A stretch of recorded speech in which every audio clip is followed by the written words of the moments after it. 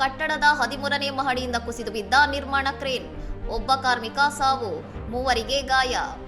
ಮಹಾರಾಷ್ಟ್ರದ ಥಾಣೆ ಜಿಲ್ಲೆಯ ಮೀರಾ ರಸ್ತೆಯಲ್ಲಿರುವ ಜೆಪಿ ನಾರ್ತ್ ವಸತಿ ಸಂಕೀರ್ಣದಲ್ಲಿ ಗುರುವಾರ ಸಂಭವಿಸಿದ ಭೀಕರ ಅಪಘಾತದಲ್ಲಿ ಕ್ರೇನ್ ಕುಸಿದು ಬಿದ್ದು ಒಬ್ಬರು ಮೃತಪಟ್ಟಿದ್ದಾರೆ ಮತ್ತು 3 ಗಾಯಗೊಂಡಿದ್ದಾರೆ.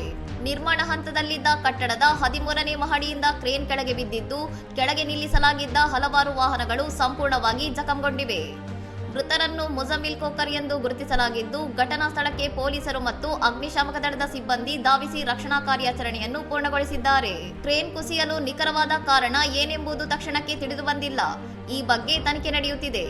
ಬಹುಮಹಡಿ ಕಟ್ಟಡ ನಿರ್ಮಾಣ ಸ್ಥಳಗಳಲ್ಲಿ ಭದ್ರತಾ ನಿಯಮಗಳ ಪಾಲನೆಯಲ್ಲಿ ಉಂಟಾಗುವ ಲೋಪಗಳು ಇಂಥ ಪ್ರಾಣಾಪಾಯಗಳಿಗೆ ಕಾರಣವಾಗುತ್ತಿವೆ.